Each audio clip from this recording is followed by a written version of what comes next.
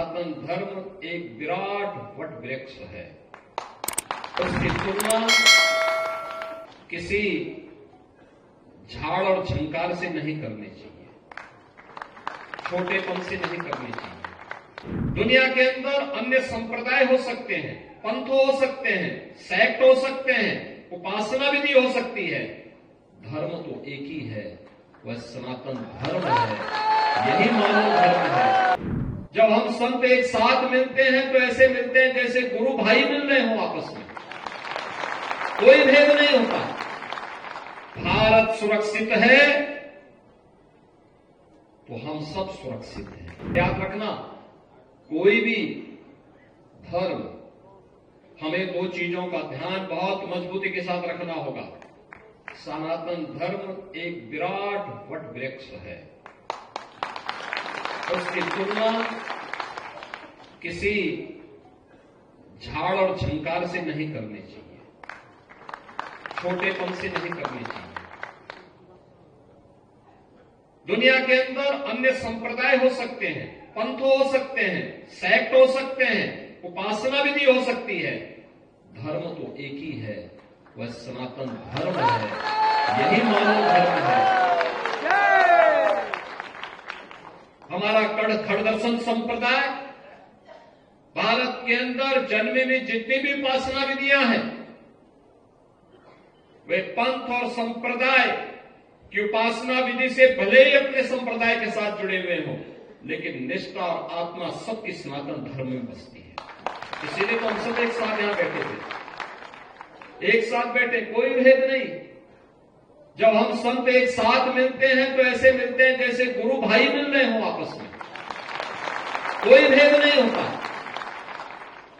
हम लोगों पे भी, मैं तो इस चीज को अक्सर देखता हूं कि कभी कोई ऐसी बात आती है, कहीं किसी संत पे संकट आता है, हम उस समय संप्रदाय नहीं देखते कि नाथ संप्रदाय का है या कोई मेरा परिचित संत है। अरे संत है, वो संत तो सनातन धर्म के लिए काम करता है, उसकी उपासना विधि अलग हो सकती है, वो एक दर्शन विशेष को लेकर चल रहा है। सबका उद्देश्य तो एक ही है, एकम सद विप्रा बहुधा वदंती, यही हमारा लक्ष्य है।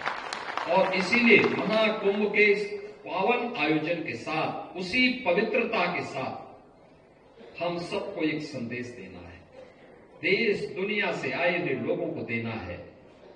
और जो बार बार जिसके बारे में प्रधानमंत्री जी का आग्रह है कि महाकुंभ का संदेश एकता से ही अखंड रहेगा देश। याद रखना, भारत सुरक्षित है तो हम सब सुरक्षित हैं। भारत सुरक्षित है, हर संप्रदाय, हर पंथ सुरक्षित है। और अगर भारत के ऊपर कोई संकट आएगा तो संकट सनातन धर्म पर आएगा। सनातन धर्म पर संकट आएगा तो भारत के अंदर का कोई भी पंथ और संप्रदाय अपने आप को फिर सुरक्षित महसूस न करे, और संकट सबके ऊपर आएगा। इसलिए संकट की नौबत आने न पाए, इसके लिए एकता का संदेश, एकता का संदेश। आपने देखा होगा क्या पवित्र भाव के साथ महाकुंभ का आयोजन, कोटि कोटि श्रद्धालु आ रहे हैं। आज यहां पे प्रयागराज में कुंभ क्षेत्र में, कुंभ मेला क्षेत्र में, कुंभ महानगर, इस कुंभ महानगर में 2 करोड़ श्रद्धालु वर्तमान में इस समय यहां पे है।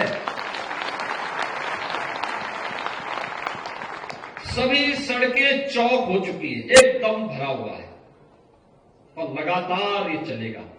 आप अनुमान करिए, हमारे पूज्य संत जन दुनिया के तमाम देशों में जाते हैं।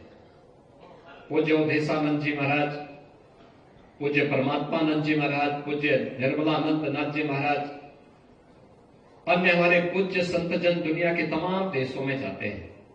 आप मुझे बताइए कि पिछले 10 दिनों के अंदर महाकुंभ के संगम में, त्रिवेणी के पावन संगम में 10 करोड़ से अधिक श्रद्धालु अब तक स्नान कर चुके हैं। आप अमर उजाला जीवांजलि के सारथी की मदद लें और महाकुंभ में स्नान जरूर करें।